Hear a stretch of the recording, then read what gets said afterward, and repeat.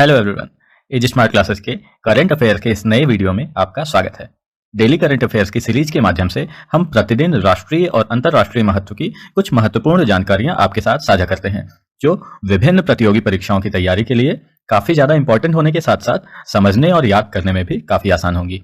आप इन स्लाइड्स में लिखी गई बातों को और मेरे द्वारा बताए जा रहे पॉइंट्स को भी एक कॉपी में नोट करते चलें, जिससे आपको रिविजन करने में आसानी हो। तो चलिए वीडियो की शुरुआत करते हैं। तो इस वीडियो में हम देखेंगे करंट अफेयर्स जो आधारित होंगे राष्ट्रीय और अंतर्राष्ट्रीय घटनाक्रमों पर। चलिए शुरुआत करते हैं हेडलाइंस के साथ। तो पहली न्यूज हम देखेंगे यूपीआई पे नाउ इंटीग्रेशन। इसके बाद होगा अवसर की घोषणा जो इसरो द्वारा किया गया है। इसके बाद होगा कोर्ट रूम कार्यवाही का लाइव प्रतिलेखन, सुप्रीम कोर्ट ने कहा है। इसके बाद देखेंगे विश्व सामाजिक न्याय दिवस। इसके बाद देखेंगे कनक रेले। इसके बाद देखेंगे WNCC की 26वीं बैठक। तो चलिए अब देखते हैं विस्तार के साथ। यूपीआई पे नाउ इंटीग्रेशन। अब हाल ही में भारत के यूनिफाइड पेमेंट्स इंटरफेस यूपीआई और सिंगापुर के पे नाउ को दोनों देशों के मध्य तीव्र गति से प्रेषण रेमिटेंस को सुनिश्चित करने हेतु एकीकृत किया गया है। सिंगापुर पहला देश बन गया है जिसके साथ सीमा पार पर्सन टू पर्सन P2P भुगतान सुविधा शुरू की गई है। यूपीआई और पे नाउ के मध्य साझेदारी क्लाउड आधारित बुनियादी ढांचे और गैर बैंक वित्तीय संस्थानों द्वारा भागीदारी को प्रदर्शित करने वाली विश्व की पहली साझेदारी है।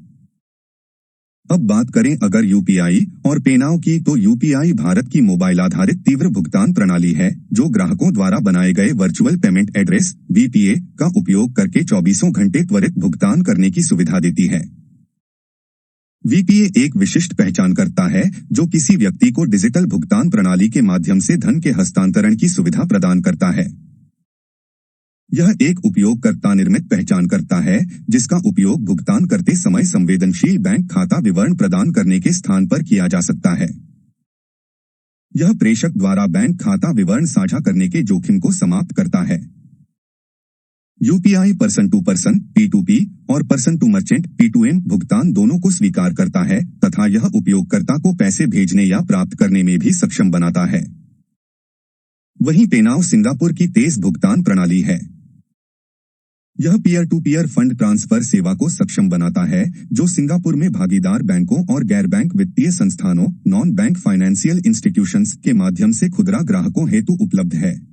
यह उपयोगकर्ताओं को केवल अपने मोबाइल नंबर, सिंगापुर राष्ट्रीय पंजीकरण पहचान पत्र, विदेशी पहचान संख्या या VPA का उपयोग करके सिंगापुर में एक बैंक या ई-वॉलेट खाते से दूसरे बैंक में तत्काल धन भेजने और प्राप्त करने की अनुमति प्रदान करता है। अनुबंधन लिंकेज। इस सुविधा के साथ बैंक खातों या ई-वॉलेट में रखी गई धनराशि को केवल UPI ID, मोबाइल नंबर या VPA का उपयोग करके भारत को या से स्थानांतरित किया जा सकता है। यह सुविधा लाभार्थियों के विवरण जैसे बैंक खाता संख्या, बैंक कोड आदि दर्ज करने की आवश्यकता को समाप्त कर देगी। पहल का महत्व।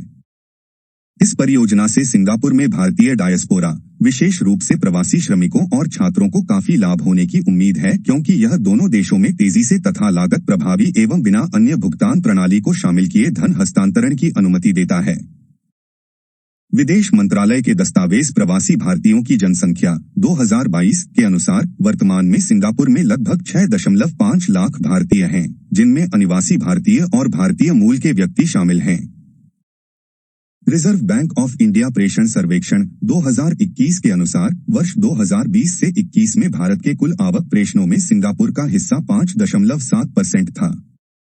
इस प्रणाली के एकीकरण से प्रेषण भेजने की लागत को 10% तक कम किया जा सकता है। सिंगापुर और भारत के बीच प्रेषणों की लागत और अक्षमताओं को कम कर पे नाउ UPI लिंकेज भुगतान के माध्यम से सिंगापुर और भारत में व्यक्तियों तथा व्यवसायों को लाभान्वित करेगा। अब अगली न्यूज देखते हैं। दोस्तों, रुकावट के लिए माफी, लेकिन वीडियो में आगे चलने से पहले मैं आपको बता दूं, अगर आप हमारे चैनल पर नए हैं या इस सीरीज का पहला वीडियो देख रहे हैं तो आप हमारी इंडियन पॉलिटी की सीरीज तथा इंडियन हिस्ट्री की रिवीजन सीरीज को भी अवश्य देखें।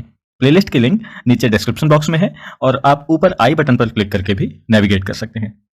अगर आपको इस वीडियो का अथवा किसी भी वीडियो का PDF चाहिए तो आप हमारा टेलीग्राम चैनल ज्वाइन कर सकते हैं, जिसकी लिंक नीचे डिस्क्रिप्शन बॉक्स में है, या फिर आप टेलीग्राम पर सिंपली सर्च कर सकते हैं एजी स्मार्ट क्लासेस। अवसर की घोषणा। भारतीय अंतरिक्ष अनुसंधान संगठन ने वैज्ञानिकों और शोधकर्ताओं को समर्पित भारतीय खगोल विज्ञान मिशन एस्ट्रोसैट से डेटा का विश्लेषण करने की अनुमति देने हेतु अवसर की घोषणा अनाउंसमेंट ऑफ अपॉर्चुनिटीज एओ की है। अंतरिक्ष एजेंसी ने एस्ट्रोसैट से 13वें एओ चक्र प्रेक्षणों हेतु एओ अनुरोध प्रस्ताव तैयार किया है। 13वें एओ चक्र हेतु यह एओ अनुरोध प्रस्ताव भारतीय और अंतर्राष्ट्रीय प्रस्तावकों के लिए है कि वे एस्ट्रोसैट वेधशाला समय को प्रधान अन्वेषक के रूप में उपयोग करें। अवलोकन अक्टूबर 2023 से सितंबर 2024 के बीच किए जाएंगे। यह घोषणा भारत में संस्थानों, विश्वविद्यालयों और कॉलेजों में रहने वाले तथा काम करने वाले भारतीय वैज्ञानिकों, शोधकर्ताओं हेतु 55% अवलोकन समय तथा दुनिया भर में अंतरिक्ष एजेंसियों, संस्थानों, विश्वविद्यालयों एवं कॉलेजों में काम करने वाले गैर भारतीय वैज्ञानिकों, शोधकर्ताओं, अनिवासी भारतीयों (NRI) हेतु 20% अवलोकन समय के लिए खुली है। एस्ट्रोसैट पहला समर्पित भारतीय खगोल विज्ञान मिशन है जिसका उद्देश्य एक्स-रे तथा यूवी वर्णक्रमीय बैंड में खगोलीय स्रोतों का एक साथ अध्ययन करना है, जो इसरो द्वारा संचालित अंतरिक्ष खगोल विज्ञान वेधशाला प्रदान करता है। एस्ट्रोसैट को वर्ष 2015 में लॉन्च किया गया था। इसने सितंबर 2022 में अपनी कक्षा में 7 वर्ष पूरे किए हैं। अब अगली न्यूज देखते हैं। कोर्ट रूम कार्यवाही का लाइव प्रतिलेखन।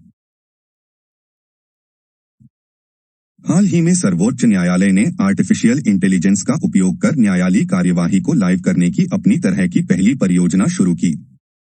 इसके लिए सर्वोच्च न्यायालय प्रतिलेखन टियर्स का उपयोग कर रहा है। यह अक्सर सहायक सत्रों के प्रतिलेखन के लिए एक मंच के रूप में उपयोग किया जाता है।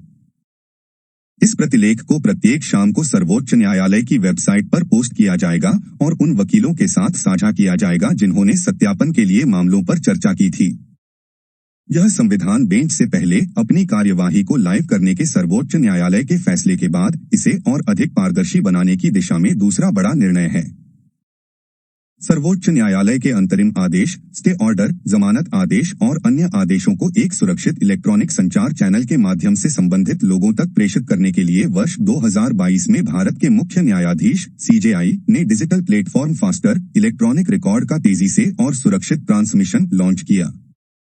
सर्वोच्च न्यायालय ने कानूनी अनुसंधान के साथ साथ न्यायाधीशों की सहायता करने के उद्देश्य से न्यायिक प्रणाली में AI आधारित पोर्टल सुपेस जैसी प्रौद्योगिकी से जुड़े अन्य कार्यक्रमों को भी लॉन्च किया है। संयुक्त राज्य अमेरिका में न्यायालय के प्रतिलेख याचिकाकर्ताओं और हैं।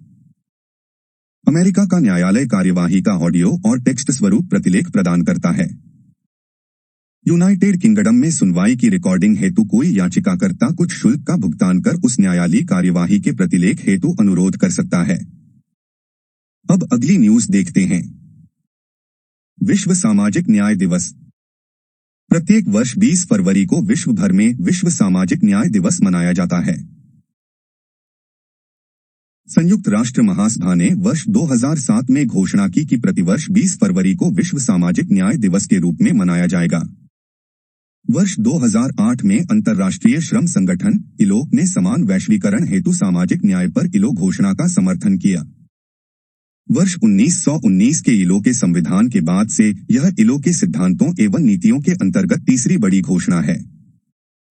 यह दिवस सामाजिक अन्याय के बारे में जागरूकता को बढ़ावा देता है तथा लिंग, आयु, जाति, नस्ल, धर्म, संस्कृति या विकलांगता के आधार पर बाधाओं को दूर करता है। कई स्कूल, कॉलेज और विश्वविद्यालय इस विशेष दिन पर कई गतिविधियों एवं कार्यक्रमों का आयोजन करते हैं ताकि विश्व भर में लोग सामाजिक न्याय के मूल्यों को बनाए रखने की आवश्यकता को समझ सकें। इस वर्ष की थीम वैश्विक एकजुटता को मजबूत करने तथा बाधाओं पर नियंत्रण पाने एवं सामाजिक न्याय के अवसरों को उजागर करने हेतु सरकार के प्रति विश्वास का पुनर्निर्माण करने हेतु तैयार किए गए सामान्य एजेंडे में उपलब्ध सिफारिशों पर केंद्रित है।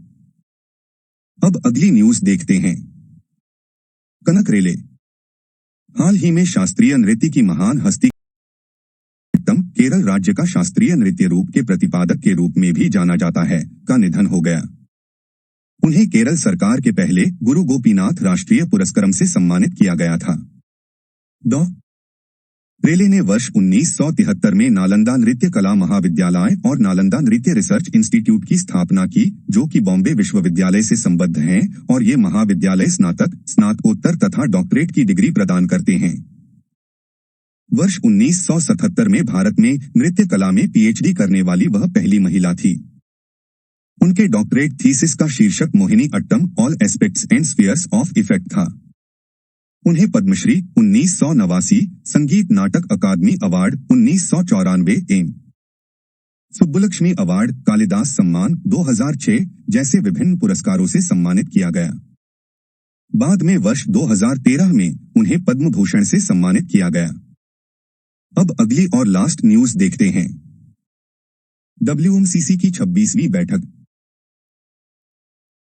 वर्ष 2020 में भारत चीन सीमा गतिरोध शुरू होने के बाद पहली बार भारत चीन सीमा मामलों WMCC पर परामर्श और समन्वय के लिए कार्यकारी तंत्र की 26वीं बैठक के लिए भारत ने बीजिंग का दौरा किया। जुलाई 2019 में आयोजित 14वीं बैठक के बाद से WMCC की यह पहली व्यक्तिगत बैठक थी। WMCC की स्थापना वर्ष 2012 में भारत चीन सीमा क्षेत्रों के प्रबंधन के लिए परामर्श एवं समन्वय के साथ साथ दोनों पक्षों के सीमा सुरक्षा कर्मियों के मध्य संचार तथा सहयोग को मजबूत करने हेतु विचारों का आदान प्रदान करने के लिए एक संस्थागत तंत्र के रूप में की गई थी।